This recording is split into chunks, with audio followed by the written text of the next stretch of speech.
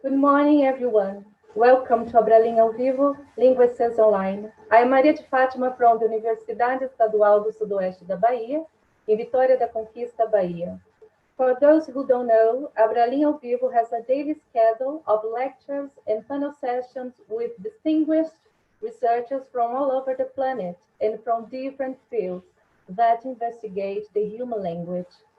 The Brazilian Linguistics Association, Abralim, is organizing this virtual event in cooperation with Associação de Linguística e Filologia de América Latina, Associação de Linguística Aplicada do Brasil, Linguistic Society of America, Australian Linguistic Society, British Association for Applied Linguistics, among others. This morning, I have the pleasure and the honor to introduce Marilyn Vihman, who kindly accepted the invitation from Abralim ao Vivo. It's not easy to summarize her CV, as she has been doing research for more than 50 years. Marilyn Vihman, who holds the position of professor in linguistics at the University of York in the UK, is well known for her research on early language development. She is widely cited as an expert on infant babbling and the transition to meaningful language. I had the opportunity to be her PhD student for 1 year, and her work has a huge influence on mine. This morning, she is going to talk to us about the first steps in language development, the role of production and emergence of lexical systematicity. If you have any question, please send it through the chat on YouTube. Please post questions in English or Portuguese. I can translate it and I can read some Armenian too. Please join me to welcome Marilyn Vihman. I've lost sound. Wait. I lost sound. We can hear you, Marilyn. You can start. I know. I've lost sound. Am I back now? Yes, we can hear you. I couldn't hear the end of what I was trying to make the sound bigger and I lost it. So, okay. Now, I'm not in the right place somehow. Okay.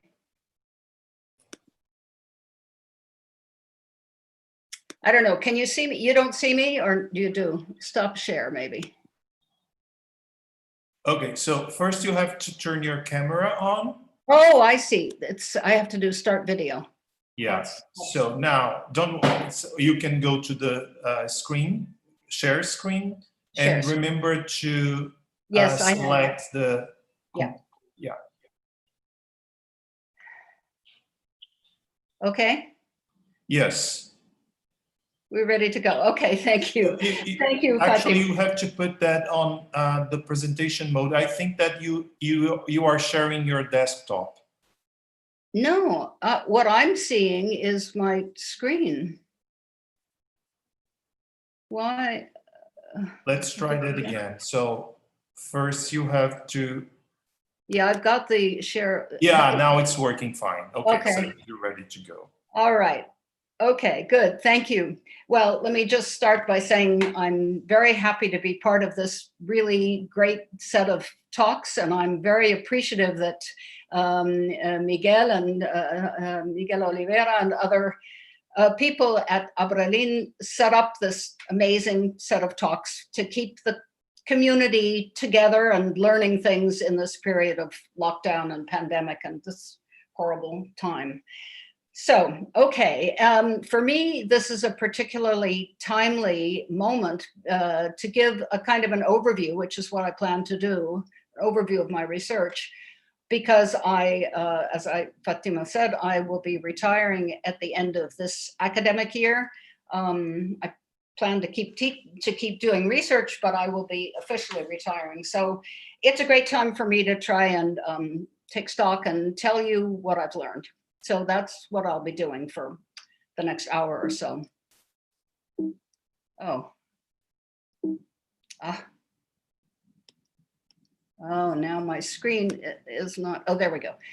Okay, so the sort of larger question that I have is where does a linguistic system come from? And so to begin with, how do children move from babble to words? How do they get started on using words at all? And how does knowing and producing a few words or several words eventually lead to the development of a linguistic system? So those are my basic questions, and the talk will be basically divided into two parts addressing each of those. But I want to give a little background, first of all, the theoretical concepts in the area. So going all the way back to Skinner, 1957, who articulated the behaviorist view that children's learning is shaped by caregivers, and that basically there's a reward for using speech-like vocalizations, and children are rewarded, and so then they learn to do the right thing by getting that reward.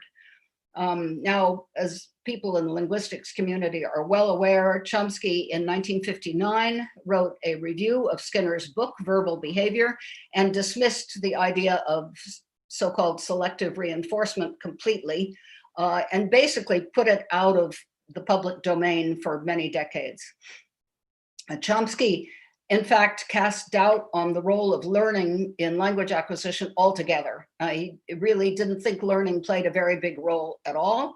And instead, he argued that children must have innate knowledge of language, that children must be born knowing linguistic principles because there's no way that they could induce those principles from input speech. And I'm not going to go further into that, but that was a dominant position for many decades in the field. However, I would say that those ideas give rise to quite a few questions. Some of them, I have a little account of that debate at the beginning of my 2014 edition of my book, Phonological Development.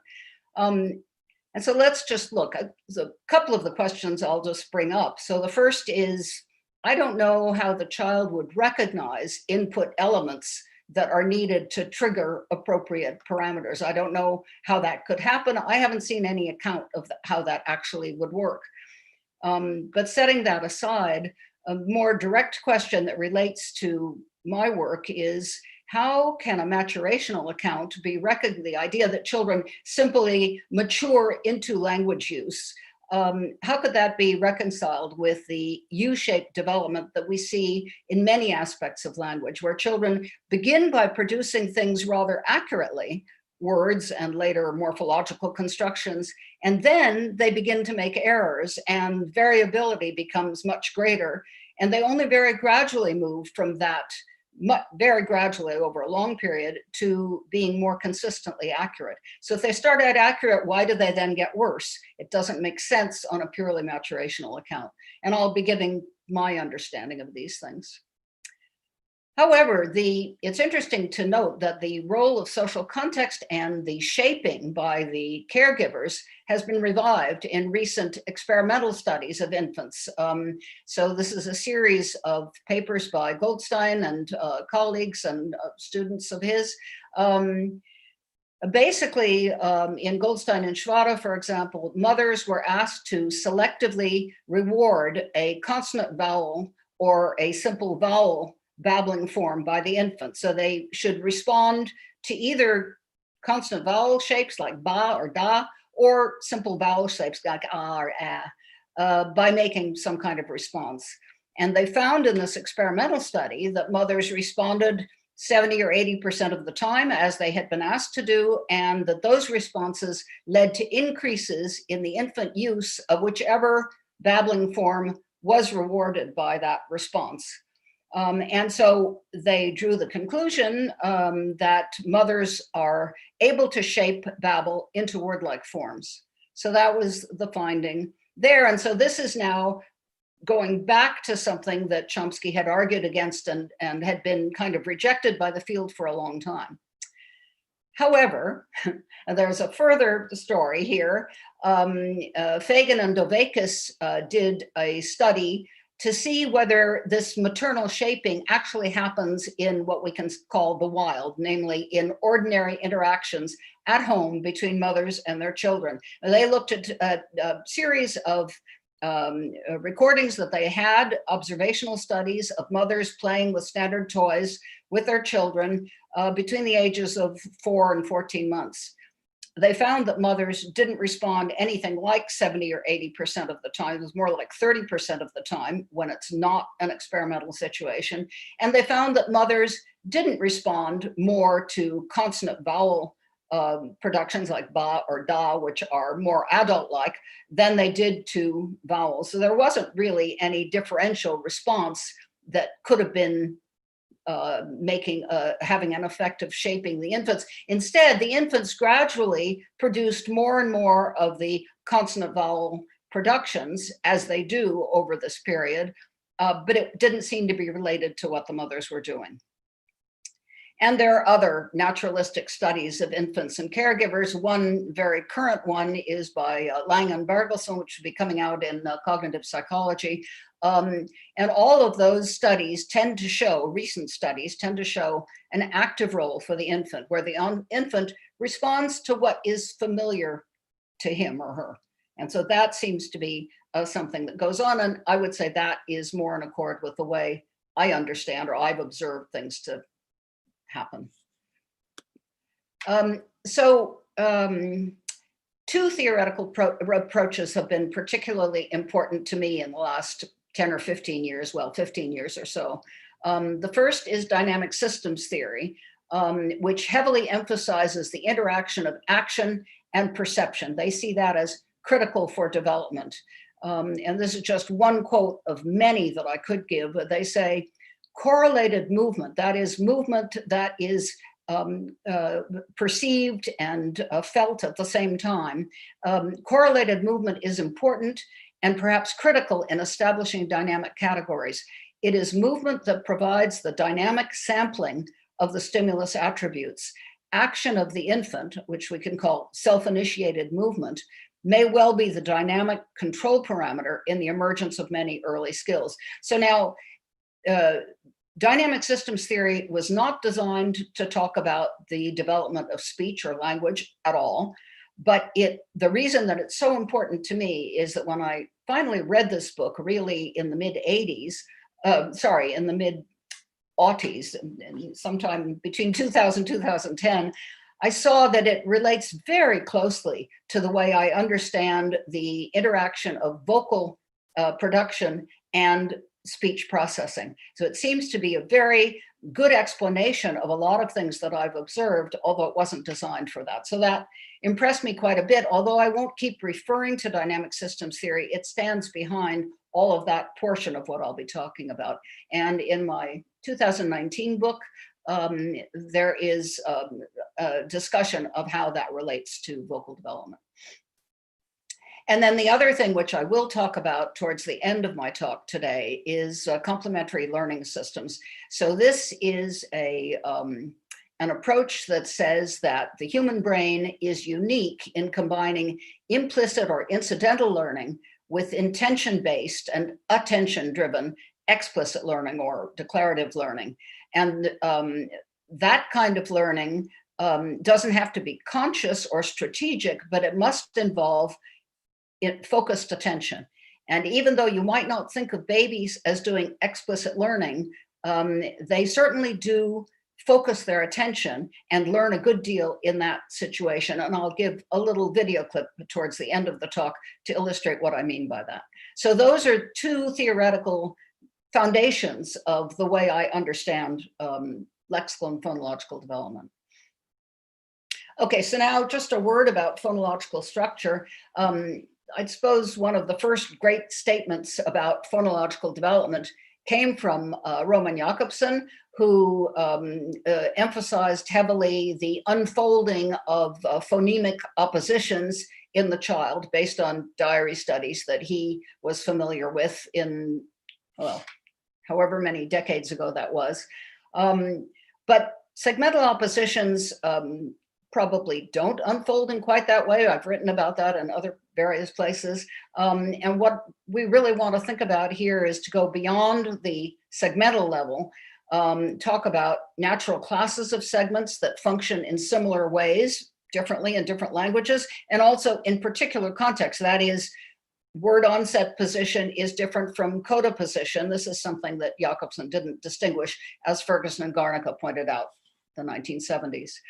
And the other thing that is missing from the point of view that emphasizes the emergence of consonants in a certain order or whatever is the syntagmatic axis. So prosodic structures or CVC type shapes are important as well. And one question is, what is the unit that's most important? So people talk about the mora, the syllable, the foot, and the word. I'll be talking about the word primarily, but the syllable will turn out to be important later, and I'll come to that in due course.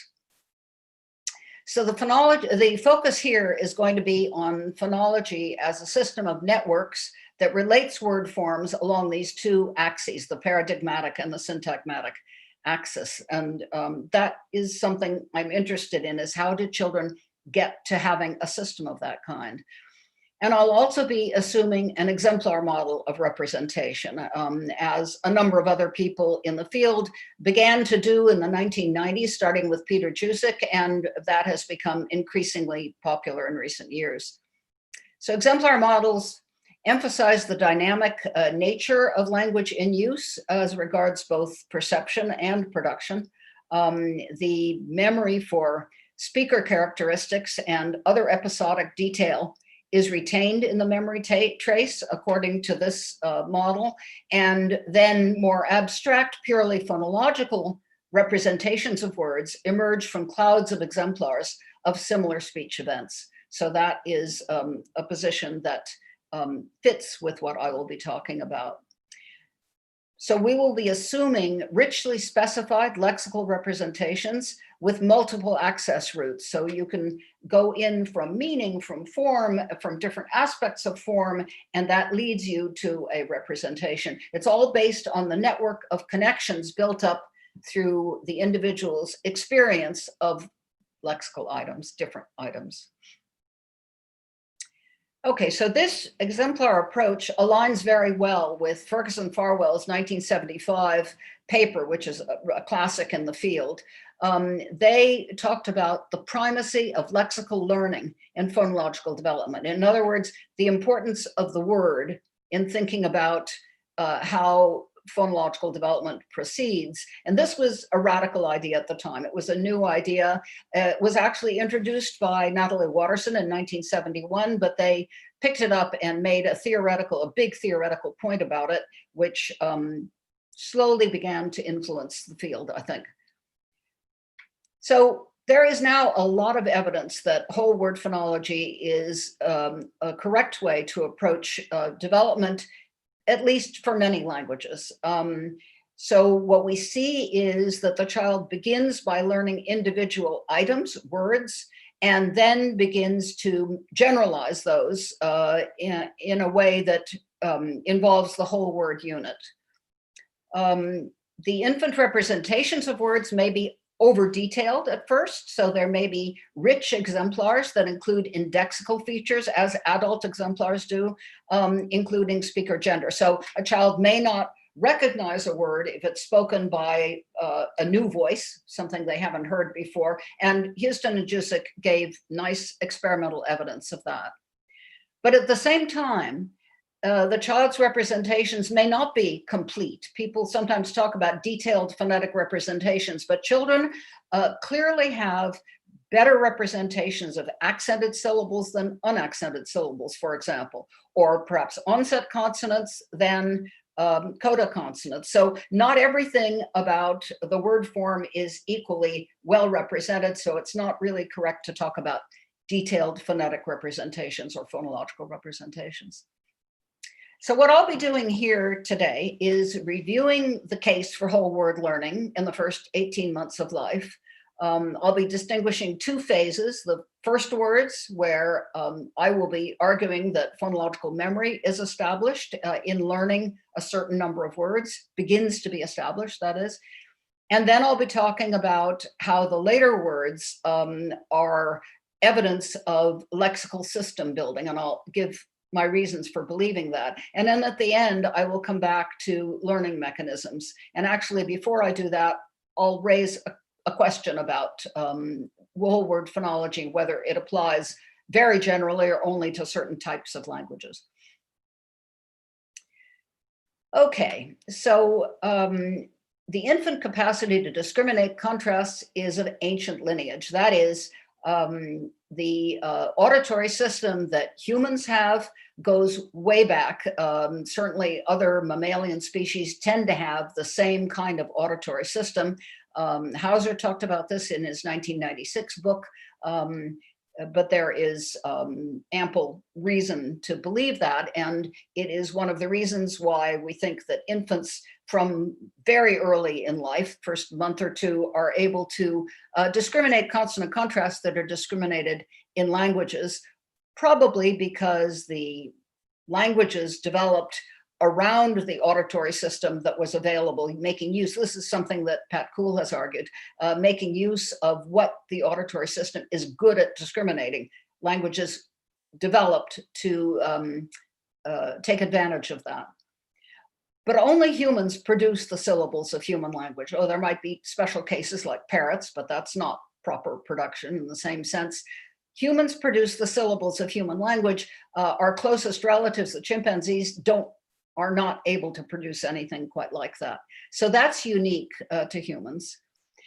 And it's important to also say that canonical syllables, the da, da, da, or ba, ba, ba, emerge very reliably around 6 to 8 months, maybe 5 to 10 months would be cover a very large proportion of children. And as far as I know, there isn't any ambient language effect on these syllables. So when they emerge in the middle of the first year, the babies could have been born anywhere, hearing any language, it doesn't really matter. Then within about 4 months, babies, or after about 4 months, babies begin to produce words that can be recognized by their caretakers or by researchers studying them.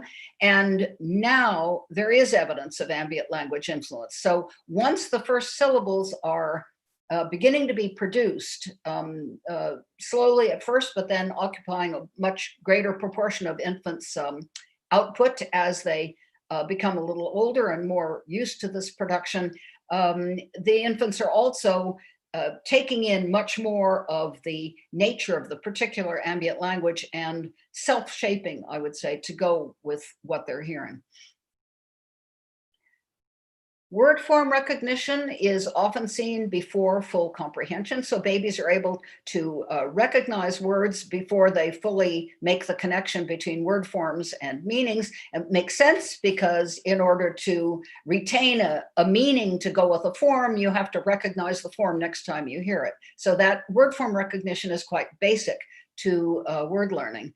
And we have been doing a number of studies over the years in following a experimental paradigm that was set up by Pierre Allais and Bénédicte de Boisson-Verdy in 1994, the first paper of this kind, where they simply tested babies on whether they recognized a list of words that they would have frequently heard in the home versus a list of words that are phonotactically quite similar, equally simple, but that they would never have heard. An example from French is, cobaye is a guinea pig. So that's a nice, simple structure, but it's one the baby would never have heard. And then you have words like bonjour, parti, simple words like all gone or hello, that the baby is likely to have heard frequently at home. So what we find is that by 11 months, babies very consistently recognize familiar words. They show this recognition by turning their heads to listen longer to a list of words that they would have heard often in the home, versus, or as compared with listening to words that they would not have heard. We replicated the Allais and Boisson-Verdy paper in with English infants in a paper published in 2004, and we did an ERP study as well in a paper published 2007. Dan Swingley replicated the results in using consonant, vowel, consonant, CVC monosyllables in Dutch, familiar and unfamiliar, and a later study that I did with Marinella Majorano looked at Italian children. So in a number of different language groups, we find that by 11 months, there's a group effect. Babies now don't need training in the lab to recognize words that they would have heard a lot in the home. In other words, word form recognition is well underway. They're beginning to recognize commonly repeated words.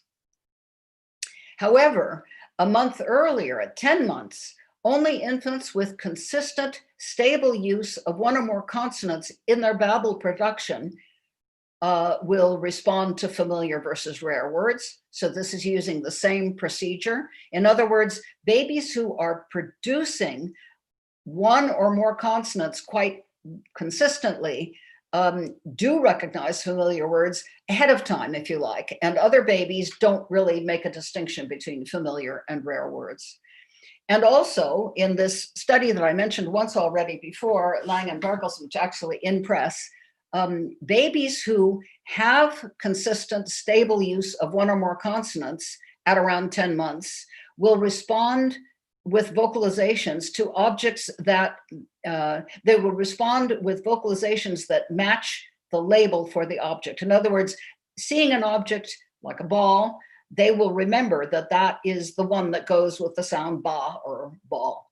And so they're making connections that seem to be indexed to their capacity to do vocal production that resembles the labels of the objects. What I'm saying is vocal production gives the babies a way of getting into the speech processing speech process, the process of listening to speech. Another study by Michelle McGillian and colleagues showed that the same stable consonant production, frequent use of one consonant or more than one consonant, is a good predictor of first word production. She found that it was a better predictor, or she and her colleagues found it was a better predictor than the onset of pointing, which has sometimes been talked about as being a good predictor of word use, and a better predictor than SES, or socioeconomic status.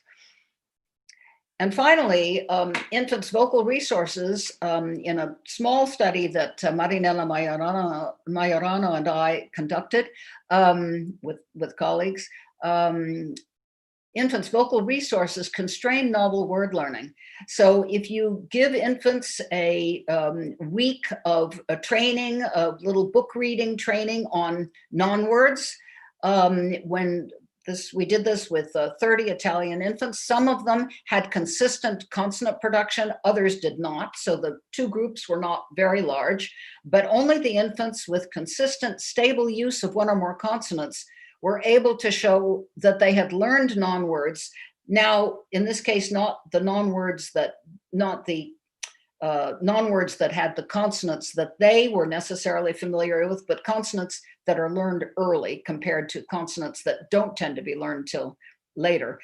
Only the easy words, the early consonant words, were learned, and only by infants who had good control of consonant production already for one or more consonants.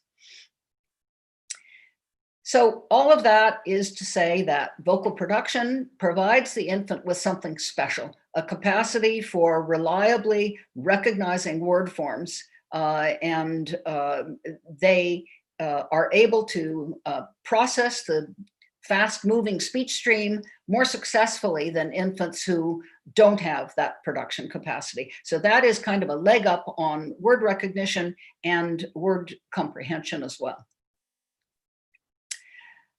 A side note is that you might think that this means that when a person repeats a word, whether it's a baby or an adult, and a lot of people have thought this must be the case, that when you repeat a word, you're going to remember it longer, or you're going to remember it better. So when you're exposed to some new words, if you repeat the word, you might remember it better. And some studies have shown such an effect. Tanya Zamener is one. She studied adults, and she found that they remember short, simple CVC words better, non-words related to peculiar novel images better if they've said the word.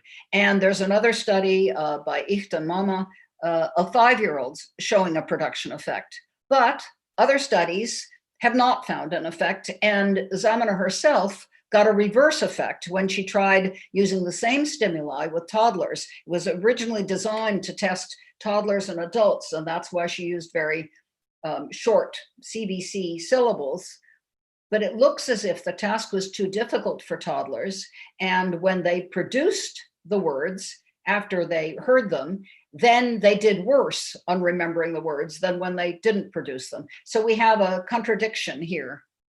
Well, my understanding of this is, or my take from this, is that what supports first word learning may not be producing that particular word or imitating that particular word, but rather increasing the number of familiar phonological forms. So the different possible output forms that you have and the number of different words that you are able to recognize, that lays a foundation of phonological memory. So that's a global effect. It's not about individual words being repeated. This is something that I have not tested. I don't know of any actual experiments showing this, but I think it's an interesting idea. It's my hypothesis.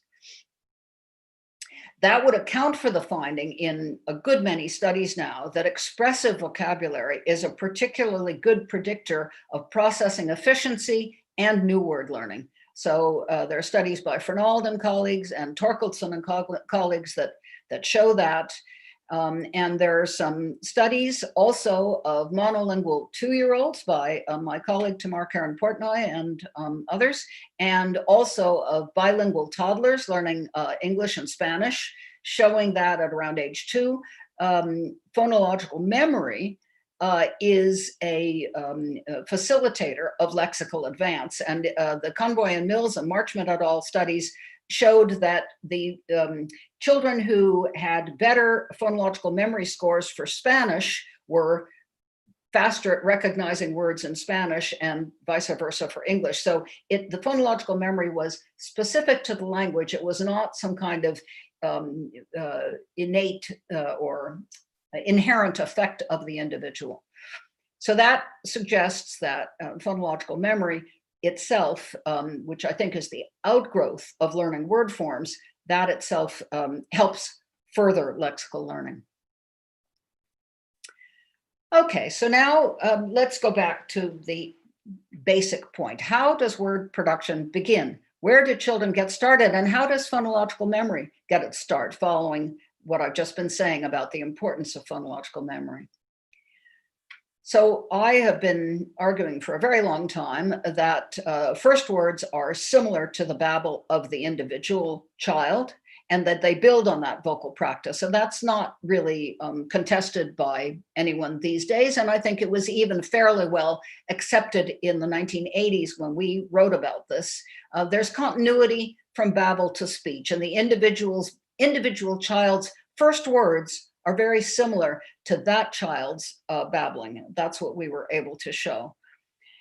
And the other thing that is really interesting is that first words tend to be relatively accurate, as if the babies were pre-selecting which words to say because they knew they would be able to say them.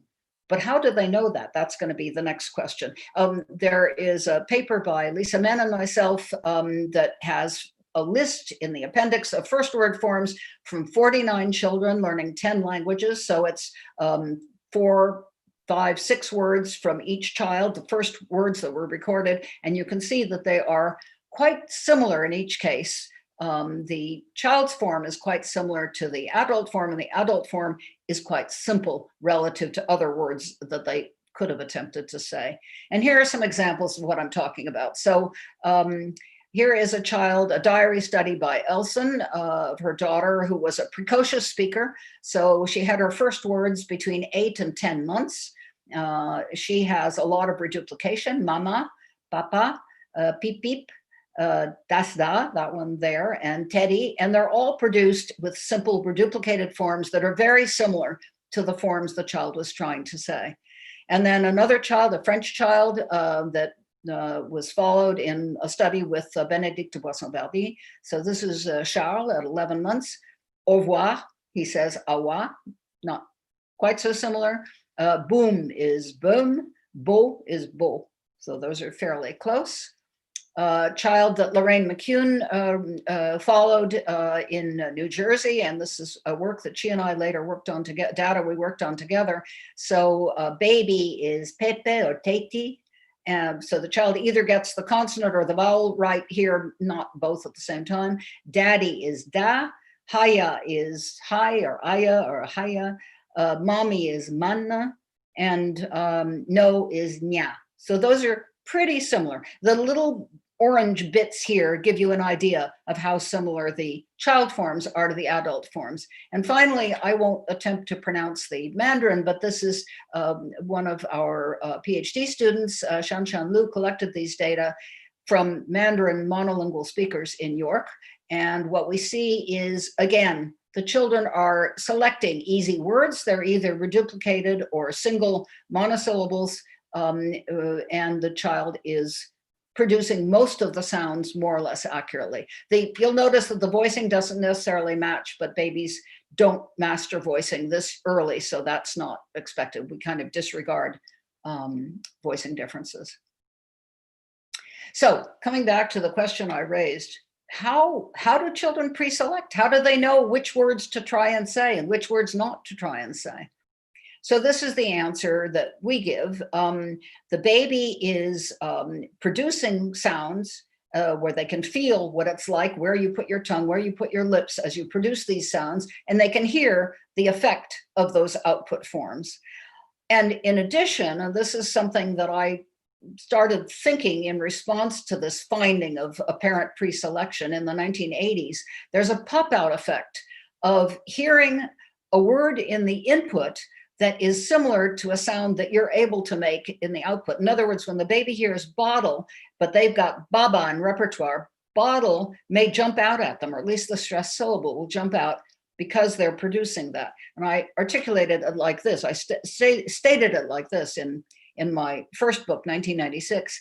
The child may be seen as experiencing the flow of adult speech through an articulatory filter, which selectively enhances motoric recall of phonetically accessible words. In other words, the word baby hears bye-bye or bottle, or perhaps also baby, and that sounds to them something like ba or bay, which they may be able to say, and that makes it stick in their mind. That word jumps out and sticks in their mind.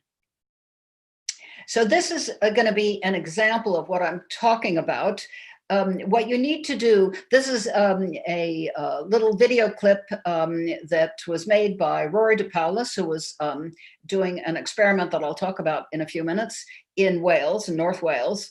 The mother is speaking quite quickly and she's hard to understand. She herself didn't understand exactly what she was saying in this clip when we went back and asked her about it. She's talking to Rory, who's behind the camera, about how the baby is growing so fast, she's going to need a bigger vest to carry the microphone and so on.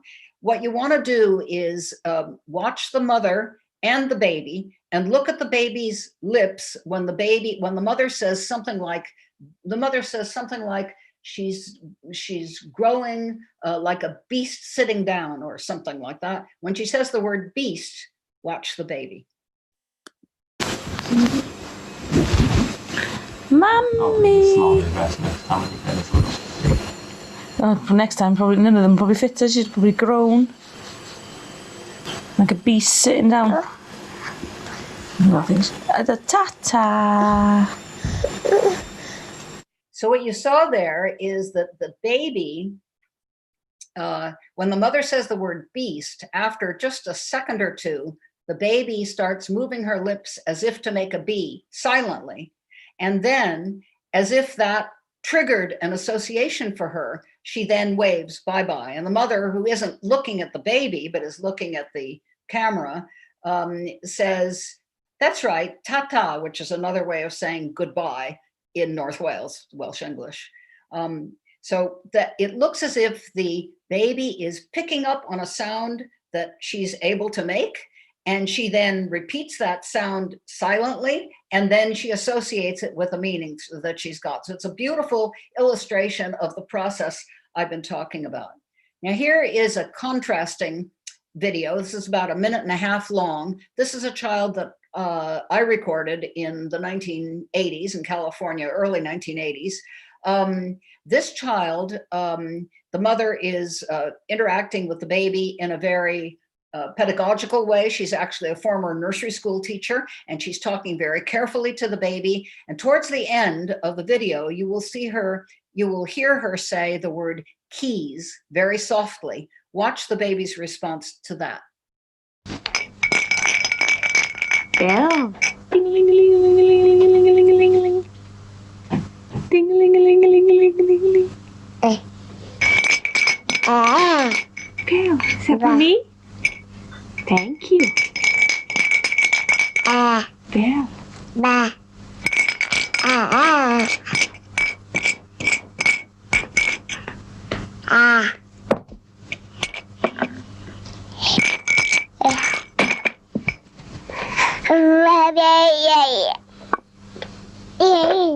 Have the ball there? Yeah? Ball? Careful, this is kind of sharp. It's kind of sharp. What else is in the box?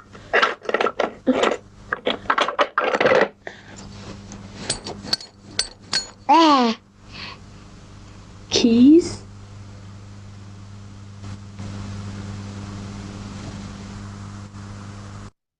Okay, so I think, I mean, I wouldn't want to let too much depend on this, but it looks as if the baby hears the word keys. You notice the baby was saying ba several times in response to box and other things. When the mother says keys, after a second, the baby takes the keys out of his mouth and looks at them, clearly understanding the word, and then doesn't attempt to say anything, puts them back in his mouth. It's as if the baby is saying, keys, no, I can't do that one. So it's like the other side of the coin from the previous video where the baby produces a sound or produces the articulation, at least, that the mother reminded her of with her words. Okay, so now let's look at something that's more like real evidence. That was just illustration.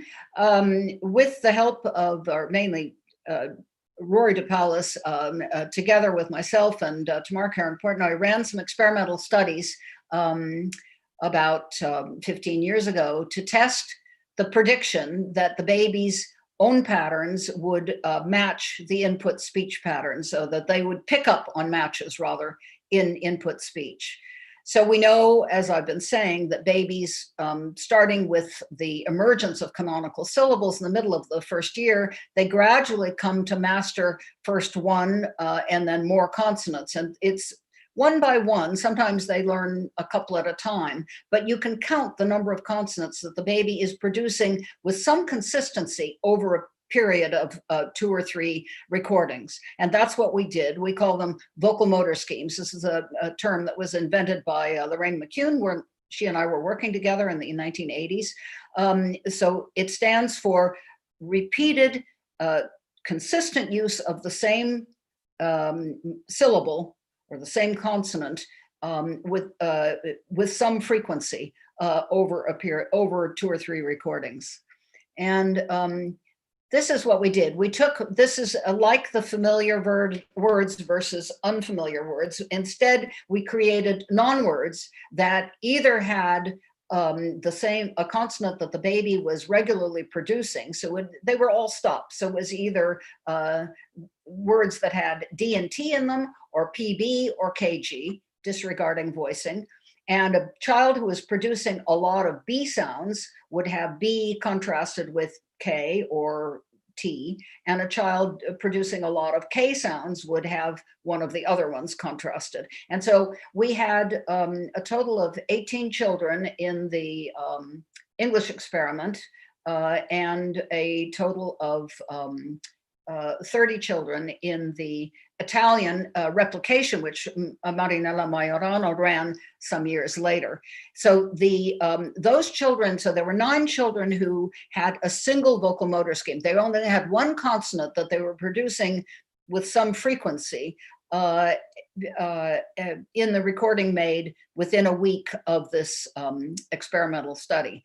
And what we found was that in the English study, where they were listening to a passage containing words that contained their consonants, so to speak, their vocal motor scheme, they listened longer to those words that had their vocal motor scheme in them than to words that did not here. But that's not a significant difference. It's in the right direction, but it's not a significant difference. It's only 9 children. In the Italian study, they were listening to isolated words. And here we got a significant difference. The direction is the same, but it's a stronger effect. It's a larger group. What we didn't expect, but we got, was children who had more than one vocal motor scheme did the opposite. So in the De Paula's study, here this is a significant difference. Children who have more than one vocal motor scheme, let's say they're producing ba and also da, they listened longer to a velar consonant, ga or ka, words with velar consonants in passages, and the same thing in the Majorana study. So in both studies, there's a shift from being attracted to the sound of words that have the vocal motor scheme that you're producing yourself to being more interested in what you can't produce yourself. And this has now been replicated in a couple of additional studies. So it's a pretty strong effect. It's not quite what we were expecting, but it does show that it's evidence for the articulatory filter. Something about the sounds you're making changes the way you listen to the fast-moving speech stream. Okay, so the pathway that we're proposing then, from going from babbling practice, vocal practice, to first words, is first of all, having babble in repertoire, the child experiences those sounds as salient in aspects of the input. And then the baby's particular patterns have made those sounds more memorable, and that leads to the choice of first words to produce. In other words, the babies better retain the words that they hear that are a match to the sounds they're able to make, and that's why they start producing those sounds in a way that then caregivers can pick up. So we could say in exemplar theory terms that the similarity of the form between the word form the child hears and the child's existing vocal pattern creates an echo or a resonance with the set of forms that the child has familiarity with, in this case, from his own babbling. We also found in a study that I mentioned before by Tamar Karen Portnoy and others, that repeated use of one's own patterns in the early vocalizations leads to later word production, and also leads to phonological memory. That is, the children who began producing words earlier, who had more consistent vocal motor schemes earlier, have phonological memory that is more efficient at the age of 2. And so over a period of several months, that practice leads to a stronger phonological memory. So this is where the idea of phonological memory being laid down with early word production comes in. Okay, so we've been saying so far that first word learning is first words reflect item learning, and production experience is a very important basis for that. But then the question, I remember Bjorn Lindstrom raising this question at a conference in, I think, 1987, saying, well, how does the child move on then? Don't they get stuck? It looks as if they can only say certain things, and those things they recognize in the input, and then you would think that they would not be able to move. Well, as I said, in our experimental work, we found that babies shift after having strong knowledge of one sound, they begin producing more than one. That seems to open up their perceptual landscape to sounds that they're not yet producing. But what happens in terms of word learning? So what we found is that children, this is based on studies of children learning 8 or 10 different languages, whether monolingually or bilingually, once words are in repertoire, we find that children then begin to settle into certain production patterns that work for them, and they overuse certain production patterns. And then they begin to attempt to produce words that are not pre-selected, that are hard words, challenging words, and they produce those in a way that fits the patterns that they're using for the existing production patterns. And I've discussed this in some detail in the book that I published last year, talking about 38 children learning 6 different languages. What we find is that children generalize their production patterns, some of their production patterns, into what we're calling, other people have begun calling, phonological templates, and those are child-specific patterns. So there I'm going to give you some examples in a minute. There we have accurate use of selected targets and adapted use of more challenging adult word shapes. So let's look at the same children that we looked at before. So this is a child who is doing repeated syllables, reduplication. And so she's selecting words like pipi and vau, as we saw she was doing a reduplication before, but now she's also attempting to say words like Annalena, which child's name, and she produces it as Nana. Now I've put in orange the bits that she's not repeating. You can see that Nana is in Annalena, it's in the target, but you might not notice it. It's not the first thing that would jump out at you if you weren't a child who is able to produce Nana, but not some of these other syllables. And similarly, we have Kiki for Kikiriki, we have Baba for Bauch, we have Dada for Tag, and then we have, for the word Zahnbürste, which is clearly a very difficult word, the child says Nana there, and that is Zahn backwards, if you like, leaving out the tsu, which is hard, and turning it into na, which is a syllable she can do. So here the child is kind of running roughshod over the adult targets and just producing them in ways that work for her particular production pattern preferences. Here's the child, French child Charles that we looked at before. So he had au revoir before, and now he says avoir.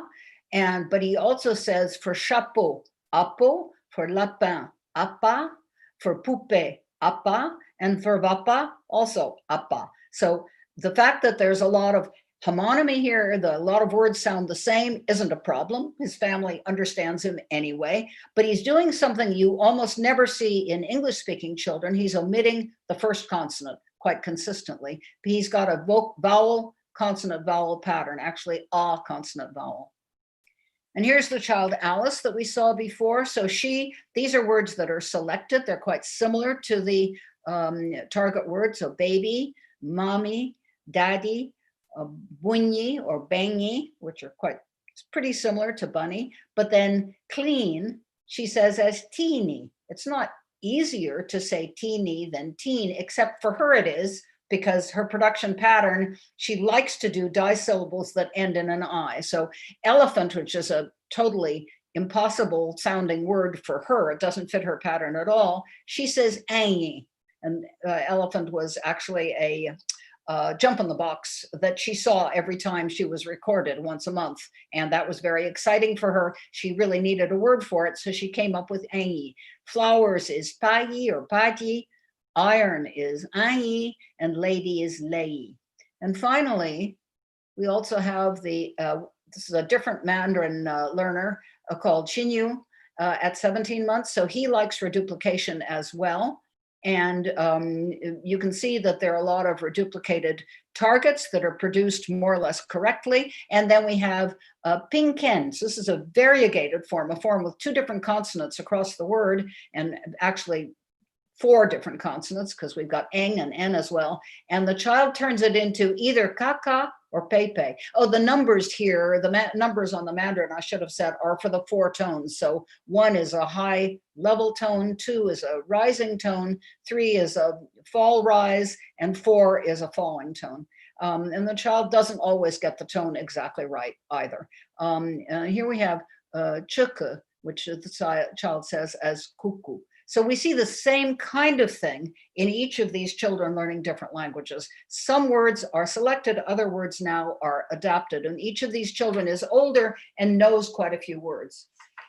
So My understanding of what this adaptation is that the child is, well, you can think of it as one of two ways. Either they're just extending a procedure, a motoric pattern that they have, and using it for words that are not so much like that pattern, or you could say that they are applying distributional learning over the little database of their own words that they've learned to say. So I call it secondary distributional learning. It's hard to choose between those, and maybe some combination of the two is actually right. So in my view, production routines or templates mediate between input and output-based learning. First of all, the child listens to the adult language, especially once they've got some canonical syllables in repertoire. They begin to shape their vocalizations towards the adult language, and there's a good deal of literature on that. But their own output forms are part of what the child is taking in perceptually, so it's part of their input. Then the child begins to say a few words, and the child's distributional learning, the same mechanism, picking up implicitly the sounds they're listening to, it operates on a new database now formed from their own words, and this leads to the production of templates. And so that's why I call that shifting from outward or input-oriented to inward-oriented models for production. So now they're partly listening to the sounds that they've internalized, that they are easily able to produce. So we get a regression in accuracy at this point, along with sometimes an increase in learning rate, although that hasn't really been demonstrated in detail. It's tricky to do. We see the child not making steady progress in accuracy. They keep increasing the number of consonants they can produce, or syllables with consonants, but they become less accurate in that they're now attempting a lot of words that are not like what they're easily able to do. So templates facilitate new word production, including articulation, planning, and memory. And I think memory is an important part of this. I would say that the templates help the child have access to an unstable representation. That is, their knowledge of word forms is not, it's not all or none. It's not either they know the word or they don't know the word, but some words they kind of know, but they don't always remember them. This is also true of adults, of course. So I think of template development as reflecting system formation and integration into a first linguistic network. So this has been called lexical engagement.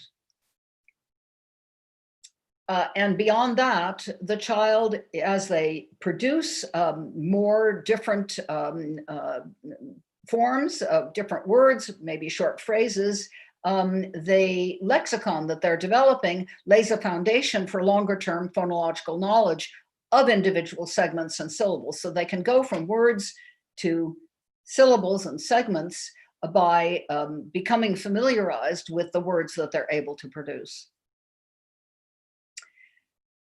And so, as I see it, representation or knowledge of words and sounds is a byproduct of active word learning and use, integrating cycles of explicit and implicit learning. And this is a view that Nick Ellis has talked about very eloquently in several papers, including this 2005 paper with regard to second language learning.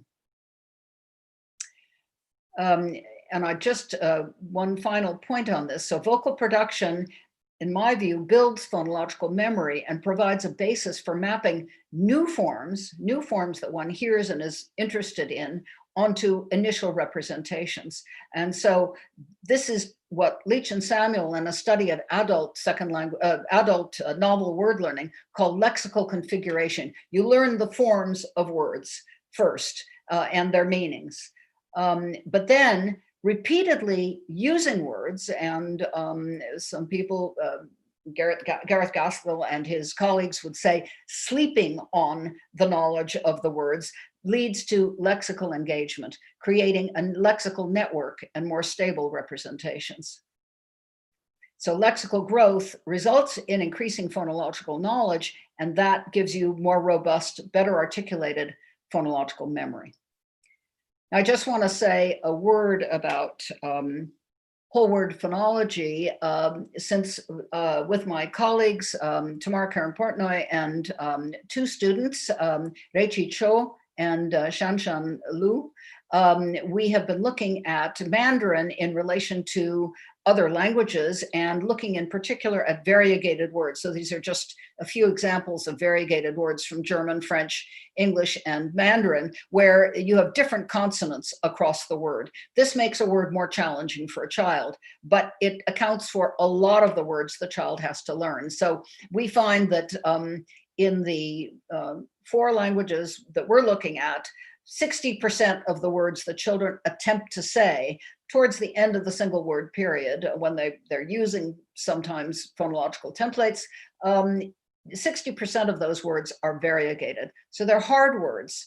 In English, 30% of the time, the children are producing variegated forms with variegation. So they're managing to produce more than one consonant, supraglottal consonant in a word, about a third of the time, not quite a third of the time. And about a quarter of the time, they use consonant harmony, which is well known to be very, very common feature of child language. But in Mandarin, interestingly, they produce a lot more variegated forms with variegation and very little consonant harmony. This is what got us started thinking about Mandarin. Why is it different? How is it different? We found that the children with smaller vocabularies tend to have a lot of reduplication, like the 2 children I showed you.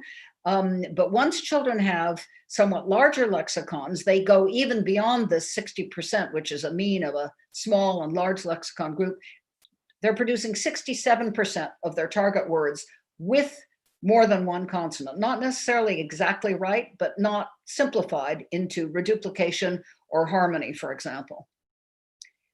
So what can we say about Mandarin? Well, Mandarin words are very constrained. The phonotactic rules are very severe. So the children only attempt to target words of 1 or 2 syllables. That's true for all the child groups we've been looking at. 90% of their words are 1 or 2 syllables in the target form.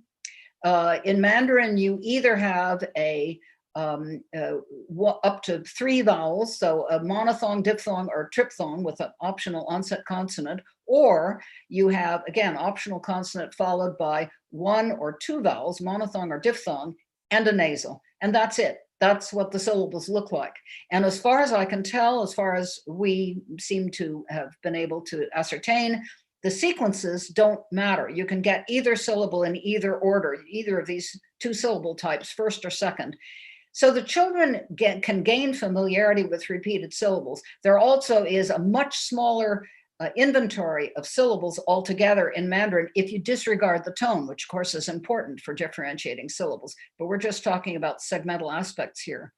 So it looks as if for children learning a language like Mandarin, the syllable may be more important than the word. There is no rhythmic envelope that marks out the word as a unit, as there is in languages with strong weak stress or weak strong stress, or with medial geminates and things like that. So Mandarin seems to be a little bit different, and maybe whole word phonology doesn't apply to languages of that type. This is just something we're thinking about currently. Okay, so this is now the last portion of my talk. As I said before, complementary systems model has been an important aspect of my thinking. The idea of having complementary, that the brain consists of complementary memory systems developed from studies of animals and neuroscience studies and computational modeling. And the key paper is McClelland, McNaughton, and O'Reilly, 1995. All these references are given at the end. This idea has been strongly supported by studies of word learning in adults and to some extent also older children, mainly by Gareth Gaskell and his group. There are very few studies that have looked at memory functions in infant word learning.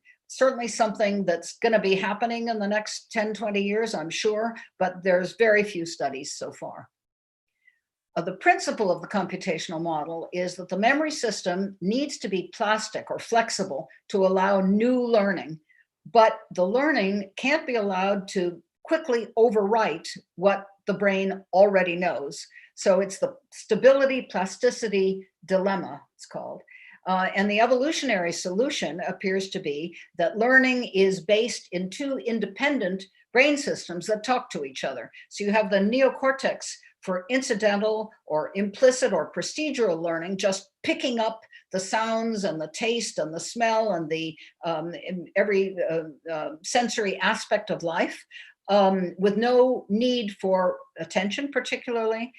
And then you have learning with attention, with focused attention in the hippocampus and with the prefrontal lobes, which direct attention. So two separate brain systems.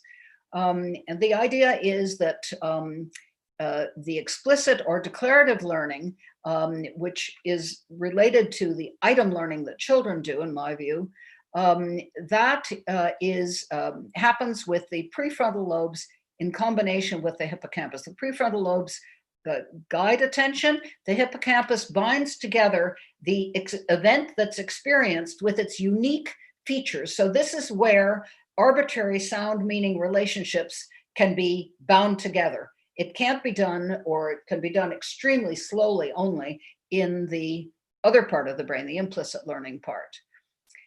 So episodes experienced with attention are what underlies spontaneous explicit learning in adults. This is learning that can be talked about, that can be consciously brought to mind in adults. And that's critical, as I said, for arbitrary form meaning relationships. Now, infants can't tell you what they're paying attention to or what they've just learned, but I think that babies also bring attention to bear as they're listening to the language around them and interacting with others. And I'm going to give you a little video clip to illustrate what I mean. This is my last video clip.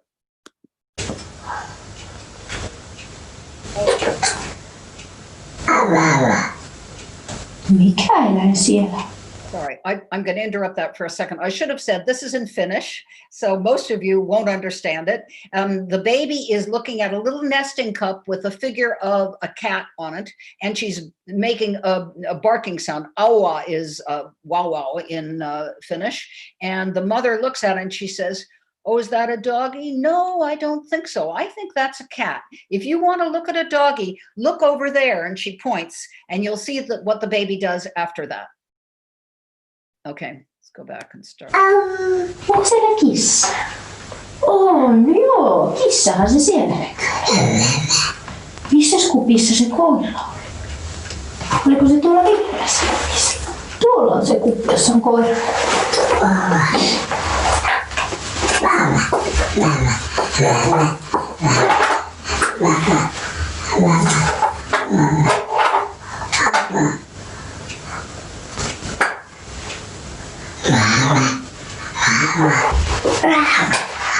Kiitos. Joo, on koira siellä. So the baby repeatedly says wow wow as if to remind himself, as if to maintain the form that or the word that he's interested in mind, as he crawls across the room, finds a little nesting cup that has a doggy drawn on it, brings it back to the mom and points to it with an air of satisfaction or triumph, saying, "Wow, wow." And the mother says, "Right, that's a doggy." So the baby is clearly wanting to know what is the image that goes with the sound wow, wow. This is learning with attention, and I could say with intention. Okay, so the other side of the coin is implicit or distributional or statistical or procedural learning. There are a lot of different kinds of implicit learning. So the sensory motor areas of the neocortex operate very slowly in learning from repeated experiences. And that is the part of the brain that allows you to learn to hit a tennis ball or ride a bicycle or drive a car, gaining motor skills. For the baby, it's learning to articulate the sounds of language as well.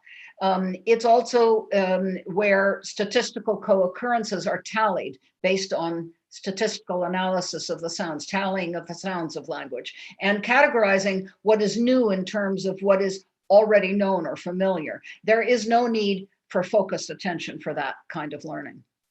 So implicit learning leads to primed or unconscious or involuntary word recognition and a feeling of familiarity. And that is accessible only if you have close contextual matching. So the neocortex also maintains networks of associations in long-term memory. So as the hippocampus picks up particular episodic knowledge, then that is fed back to the neocortex, which then integrates that with what the brain already knows. And so the integration goes on in the neocortex. You need the combination of the two. And in the case of, word production or item learning, the first word production, mediates between speech processing and the emergence of lexical systematicity, I would say. So first, the baby becomes familiar with the sounds of the ambient language. They begin producing vocalizations, and that helps them to listen to the speech stream and retain aspects of it that fit what they are able to do in production. So first they have implicit learning through exposure to speech. Then you have attention-based episodic learning, and that establishes lexical representations that are quite fragile to begin with. And the first words that are produced are very typically routine words that the child has heard over and over again, produced in more or less the same situation. So these are primed word uses. They're based on a lot of implicit knowledge of the situation that keeps coming back when that sound occurs. And then word use strengthens and stabilizes exemplars and is associated with, and the association of the exemplar forms and situational meanings. This lexical growth and consolidation then leads to lexical engagement we've been talking about, or categorization of words into nodes in networks based on similarities across the words in terms of their forms and their meanings. And this is what I think the templates represent. You can't use templates unless you're comparing across different word forms. And so I think template emergence is the first evidence that the baby is now not just picking up individual words, but relating those words to one another, beginning to have something like a lexical system. And finally, phonological knowledge then self-organizes out of the overlapping neural representations based on both perceptual processing and production. And thank you. That is the end of this long lecture. That's what I had to say. Let me just add that I've listed the references that I've mentioned on the next few slides, and I also sent in a PDF, which I think is attached to the abstract on the website. I'll just quickly show the slides so that if you're watching this at some future date, you can find them right here if you want to, and should be possible to stop the show and look for a given reference if you would like to do that. And that's it. Thank you. Thank you very much, Marilyn, for this amazing lecture, for bringing us such interesting findings. We have some questions. The first one comes from Esther Scarpa and Laís Bocorni. They asked a similar question, so I'm going just to say one. Does prosody play a role in phonological memory building? I'm sorry, I'm gonna have a little struggle listening to you. Can you repeat the question? Okay. Does prosody play a role in phonological memory building? Oh, prosody, you're asking about prosody. Yes, well, of course, prosody is very important. I just mentioned the rhythmic unit. So when you've got, as in English, most words are strong, weak, or trochaic patterns. So baby, daddy, mommy, that rhythmic pattern becomes familiar to the child. Jusek and colleagues showed that already by 9 months, children learning English are more used to listening to trochaic patterns, and they seem to be more attentive to trochaic patterns. So that kind of rhythm is certainly important. And I'm sure many aspects of prosody are quite important. It just doesn't happen to be something that I have studied. So I would say, yes, it certainly plays a role. Okay. The second one, which criteria do you follow to identify a production as a word during the first word phase? How do I recognize words in the first Yes. word stage? Okay, so I have a paper that I think I probably didn't list. Maybe it is in the references. Lorraine McCune and I wrote a paper in 1994 on identifying words. Basically, you have to take into account the sounds of the words and the context in which the word is produced. You have to also think about, does the child sometimes imitate the word, but in other cases produces it spontaneously? That helps you to recognize words. Does the mother recognize the word? Often the person interacting with the child recognizes words better. And another thing that we think is important is, does the child have one sound that is practically all they ever say? For example, the child I showed, Timmy, for a month or more, he had ba or baba as the only canonical syllable he was producing. So it was hard to say, does he know the word ball? Does he know bye-bye? He was saying ba for everything. That makes you doubt whether it's really a word. But when he begins to use a particular form just in response to seeing a particular object or in a particular event, then the form and meaning begin to have a definite connection, and we begin to think that it's a word. So what Lorraine and I suggested at the time, and we still believe, is that you need to weigh up these different criteria and ask yourself, how strong is the evidence? You can never be completely sure, but if you're recording a child over a period of time, gradually what they do later sheds light on what they were doing early. You could say, oh, it looked like a word, and the next month he's producing it more, so probably we were right. It's a kind of a game. You have to play with it. The following question is there any study on templates in early sign language acquisition? Is there any study on templates in early child language acquisition? Sign language. Oh, in sign. I don't think so. It's a very good question. There is a study showing continuity between babble and sign in sign language by, well, the reference is in my 2014 book. It doesn't come to mind right this minute. Richard Meyer and colleagues wrote that paper, but he's not the first author. I don't think anyone has looked at templates. It's something I was hoping a couple of times. I knew people who were looking at sign language. I thought we might work together, but no, I don't think it's been done. I would very definitely predict that some children would show lovely sign templates. And it might be, for example, doing the same shape twice, a kind of reduplication you might expect to see, but no, I don't think it's been done. Okay, good. And another one is reduplication a universal phonological form in early language acquisition? And the answer is no. Some children don't reduplicate at all. Sometimes some children, when they hear a reduplicated form, repeat it back as a single syllable. It's not universal. Actually, there's a paper by Charles Ferguson arguing that reduplication might be a sign of slow learning. That would be true if at all, which probably it's not true, but if it were true, it might be the case for English, where reduplication is relatively rare.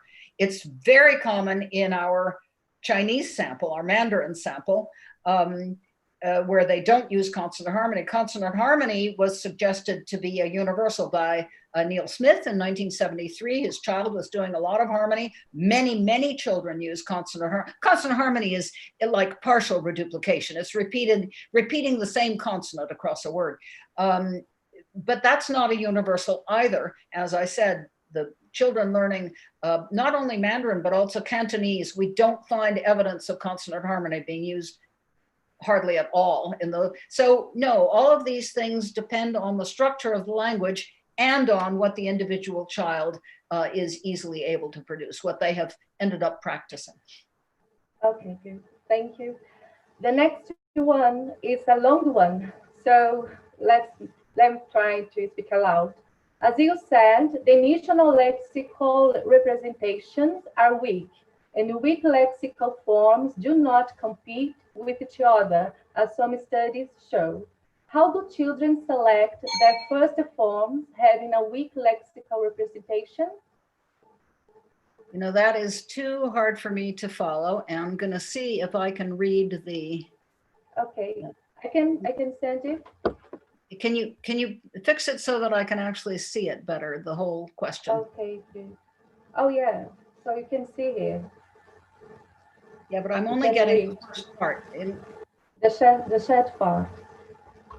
I can only see implying that more lexical. Here. This is the abstract of the question. I don't know. It's not, I'm not sure what I need to do to be able to see the question. Oh, I know. I can go to the chat. Yeah, just click on chat. Oh, okay. All right. Thank you. That's much better for me than listening. All right. So initially in language development, the lexical representations are not really detailed or rather weak. Some studies showed that weak lexical forms do not compete with each other. This is continuing the same question, I guess. The lack of inhibitory connection between these lexical representations will slow down the speech comprehension, which means that presumably if you have a lot of different lexical forms which are weakly represented, that wouldn't necessarily be beneficial. And so then the question is, how do children select their first forms having a weak lexical representation? I don't fully understand the question, to be honest. I think I wouldn't say that some lexical representations are weak and other are strong. What I said was that some parts of words are more weakly represented than others. And I would say that words that are not heard very frequently won't be very strongly represented. And probably those words will not be ones that the child attempts to say. I would say what the child attempts to say depends on having a strong enough representation, because to produce a word spontaneously, not immediately after hearing it, but spontaneously, the child has to call to mind what they remember of the form, and then they need to relate that to a motor routine. And I'm not sure that planning is necessarily involved. Certainly memory and a production, the resource of having the right vocal production routine are both necessary. So I think the weakly represented forms simply won't be attempted if the whole word is weakly represented. Okay, and there is a last one, the last one, Marilyn, can you read it? Is it possible to interpret the articulatory filter effect as the child's sensitivity or preference for his own auditory form? Yeah, I don't really like the word preference because I'm not sure what that means. It implies the child is making choices. I don't think so. Yes, it's the child's sensitivity, their inner knowledge of their own vocal production forms, because there's the proprioception, the feeling of making that sound and then hearing it. That's the kind of connection between action and perception that dynamic systems theory talks about. It's that, I can't remember what the word they use is, but the automatic connection in that same moment of a sound and action. And so I think that's why those representations that correspond to what the child is able to produce are particularly strongly represented. So yes, it is sensitivity to their own form, not auditory form, but articulatory form. Thank you very much. So now I just want to say, Marilyn, what you have been doing, for 50 years is so rich and magical at the same time. You are such an inspiration. I think not only for me, but my students as well. They are here watching you. And well, please, you take a look at the Abralin website to see the following lectures. This afternoon, we have another one at 2 p.m. Thank you very much. Thank you.